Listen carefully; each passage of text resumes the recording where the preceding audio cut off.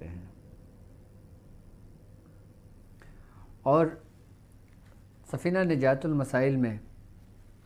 آج کا ہمارا جو موضوع ہے وہ ہے اصحاب کہف۔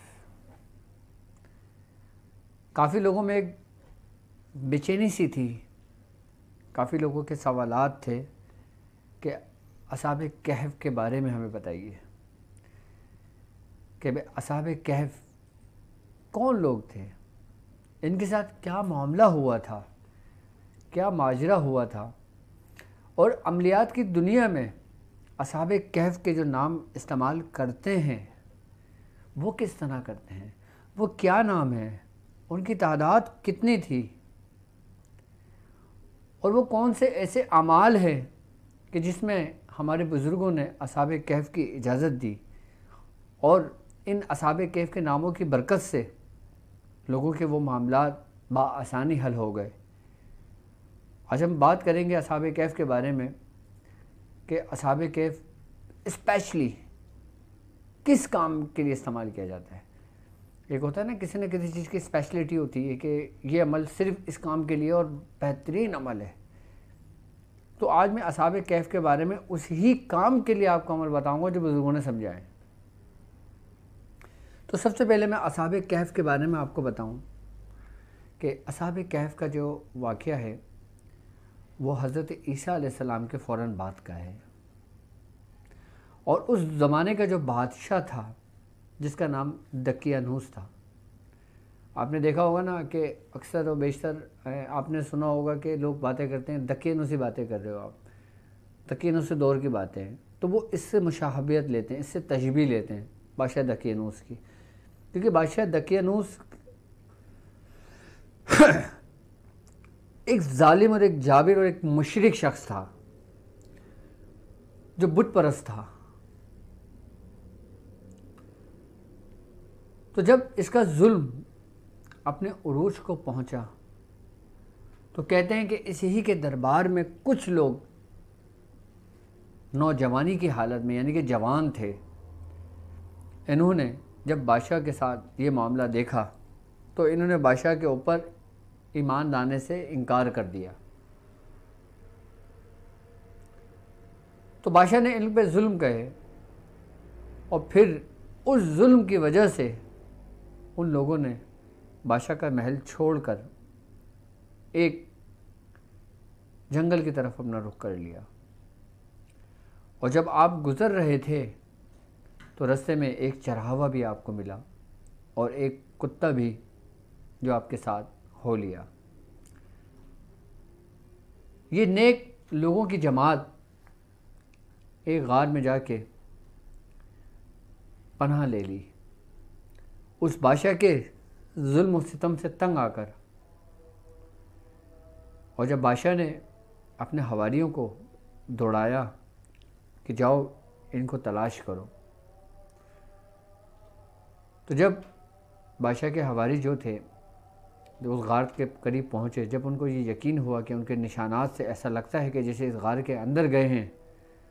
اور وہ غار جو تھا وہ ایک پر اسرار غار تھا، ایک خوفناک غار تھا، کہ جب بادشاہ کو پتہ لگا کہ وہ اس غار میں چلے گئے کہ جس غار کے اندر جانے سے جو اس وقت کے جو اس کے حواری تھے انہوں نے انکار کر دیا تھا، تو بادشاہ نے حکم دیا کہ تم اس کو دیوار لگا کر اس غار کا منہ بند کر دو تاکہ یہ اندر ہی مر جائے۔ تو بادشاہ کے حکم کے مطابق جس شخص نے یہ دیوار اٹھائی وہ ایک نیک شخص تھا، اس نے ایک تختی لکھی اور اس تختی پر ان لوگوں کے نام لکھے اور اس کتے کا بھی ذکر کیا، اور اس نے اس دیوار میں ہی وہ تختی جو تھی وہ کندہ کروا دی، اور غار کے منہ کو بادشاہ کے حکم پر بند کر دیا گیا۔ وہ جو لوگ غار کے اندر گئے بہت تھکن اور تھکاوٹ کی وجہ سے ان تمام کی آنکھ لگ گئی۔ جب کچھ وقت گزرا، جب ان کی آنکھ کھلی تو انہوں نے ایک دوسرے سے پوچھا کہ آج ہم کچھ زیادہ ہی سو لیے، ایک نے کہا شاید ہم ایک دن سوئیں، انہوں نے کہا شاید اس سے کچھ کم، جو ہمیں قرآن کہہ رہا ہے کہ سب نے کہا چلو اب بھوک لگی ہے، کچھ کھانے کا انتظام کر لو۔ اس میں سے ایک شخص جس کا نام یملیخا تھا، اس کو روانہ کیا شہر کی طرف۔ پھر وہی یملیخا جب اس شہر میں گیا تو اس نے اس شہر کا منظر بدلا ہوا دیکھا، اور جب وہ اس شہر کے قریب گیا اس نے کھانے پینے کا کچھ سامان لیا۔ جب اس نے اپنا سکہ دیا، جو دکاندار تھا اس نے کہا کہ یہ سکہ تمہارے پاس کہاں سے آیا؟ اور یہ تو 300 سال پرانا سکہ ہے۔ تو یملیخا نے کہا کہ نہیں، یہ میرا ہی سکہ ہے۔ تو دکاندار سمجھا کہ اس شخص کو کوئی پرانا خزانہ اس کے ہاتھ لگا ہے، تو انہوں نے بادشاہ کے، جو اس وقت کا بادشاہ تھا کہ جو جب 300 سال تک یہ سوئے، 300 سال سونے کے بعد جب یہ باہر نکلے اور دیکھا، اس وقت جو بادشاہ کی حکومت تھی اس کا نام تھا بیدوسس۔ تو اس نے بادشاہ، اچھا یہ بیدوسس جو تھا یہ ایک نیک بادشاہ تھا، ایماندار بادشاہ تھا، عادل بادشاہ تھا۔ جب اس شخص نے بادشاہ کے درباریوں کو اس کو حوالے کیا کہ یہ شخص کے پاس کوئی خزانہ ہاتھ لگا ہے، تو بادشاہ نے پھر اس سے پوچھا کہ یہ کیا ماجرا، کیا معاملہ ہے؟ اس نے کہا کہ میں جھوٹ نہیں کہہ رہا، ہمارے ساتھ ایسے ہی واقعہ ہوا، ایک دن پہلے ہی ہم یہاں بادشاہ کے ڈر سے، خوف سے چھپے ہیں۔ اس نے کہا کہ یہ 300 سال پرانا سکہ ہے، یہ کیسے ممکن ہے؟ تو بادشاہ، پھر یملیخا نے کہا آپ میرے ساتھ، میرے ساتھی بھی اس غار کے اندر موجود ہیں۔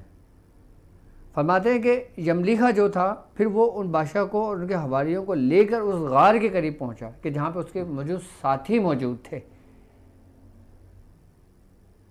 تو جب بادشاہ نے اس تختی پہ ان کے نام دیکھے اور تعداد دیکھی تو بادشاہ نے اللہ کا شکر ادا کیا کہ اے باری تعالیٰ تو نے اپنی نشانیوں میں سے ایک بڑی نشانی ہم پر ظاہر فرما دی۔ اس بادشاہ کی یہ دعا تھی۔ اس وقت جب نیک بادشاہ تھا، بیدوسس جو تھا، اس وقت لوگوں میں اختلاف پایا جا رہا تھا، اختلاف اپنے عروج پہ تھا کہ اللہ تبارک تعالیٰ مردوں کو زندہ کیسے کرے گا۔ اکثریت میں لوگوں کا یہ اختلاف تھا کہ مردے مر گئے، گل گئے، سڑ گئے، ختم ہو گئے۔ لیکن جب اللہ تبارک تعالیٰ نے اصحاب کہف کی صورت میں جب اپنی بڑی نشانی یہ ظاہر کری، اس کے بعد بادشاہ کو یہ یقین ہوا اور تمام لوگوں نے اب یہ ماجرا اپنی آنکھوں سے دیکھا۔ اس کے بعد پھر وہی یملیخا اس غار کے اندر جا کر اپنے ساتھیوں کو تمام ماجرا، تمام واقعہ بتا کر پھر وہ دوبارہ اسی نیند سو گئے۔ کچھ روایت میں ہے، کچھ معاملات میں ہے کہ وہ ان کا وصال ہو گیا تھا، اور کچھ کہتے ہیں گہری نیند میں سو گئے تھے۔ کچھ کہتے ہیں کہ ان کے جب ان کا انتقال ہو گیا تھا، یہ مر گئے تھے، تو ان کے بادشاہ نے، جو نیک بادشاہ تھا، اس نے ان کے صندوق بنوا کر وہیں رکھوا دیے تھے، اور اس کو ایک دیوار اٹھا دی تھی اور اس پہ نام لکھ دیا تھا کہ یہ نیک مومنین کی جماعت ہے۔ اور یہاں تک کہ جب دور اصحاب کہف کے لوگ جب اس غار کے اندر موجود تھے، یہاں تک کہ قرآن کہتا ہے کہ جب سورج طلوع ہوتا تھا، جہاں پہ وہ غار تھا، تو سورج دائیں جانب اپنا رخ کر لیا کرتا، اور جب غروب ہوتا تھا تو بائیں جانب کترا کر گزر جاتا تھا۔ اچھا، کچھ لوگ یہ کہتے ہیں کہ اصحاب کہف کے جو سال تھے وہ 309 بنتے ہیں، اور کچھ کہتے ہیں 300 سال تھے۔ اچھا، ان کے ناموں میں اختلاف آیا ہے، ان کی تعداد میں اختلاف آیا ہے، جبکہ قرآن ہمیں کہہ رہا ہے کہ 5 لوگ تھے، 6واں ان کا کتا، 6 لوگ تھے، 7واں ان کا کتا، 7 لوگ تھے، 8واں ان کا کتا، مطلب، اور قرآن یہ بھی کہہ رہا ہے کہ تم ان کی گنتی میں نہ پڑھو، اور اللہ بہتر جانتا ہے ان کی گنتی کتنی ہے۔ لیکن بعض روایتوں سے ہمیں جو ملتا ہے وہ ہمیں یہ ملتا ہے کہ 7 لوگ تھے اور ایک چرواہا تھا اور ایک کتا تھا۔ اچھا، اس کے نام میں بھی کافی اختلاف ہے۔ اکثر کتابوں میں بھی بڑی بڑی مشہور کتابیں، اس میں بھی کچھ ناموں کے اندر اختلاف ہے، لیکن وہ نام جو ہم تک ہمارے میاں حضور سے پہنچے، جو ہم تک ہمارے بزرگوں سے سلسلہ وار پہنچے، وہ نام میں لکھوا کر آپ کو PDF اسی ڈسکرپشن کے لنک میں مل جائے گا، اصحاب کہف کے۔ اچھا، اصحاب کہف کے جو نام ہیں، یہ تو تھا ان کا ایک پورا واقعہ، پورا ماجرا، جو نیک لوگوں کی ایک جماعت کے ساتھ یہ پورا معاملہ ہوا، جو ہر بندہ اس واقعات کے بارے میں جانتا ہے۔ لیکن اب ہم بات کرتے ہیں کہ عملیات کی دنیا میں اس کا استعمال کیوں کیا جاتا ہے؟ کیا ان ناموں کے اندر ایک ایسی کیا پراسرار قوتیں موجود ہیں؟ اس میں ایسی کیا روحانیت ہے؟ اس میں کیا معاملات ہیں جو روحانیت کی دنیا میں عاملین نے، بزرگان دین نے باقاعدہ طور پر ان ناموں کو اپنے ورد میں رکھا؟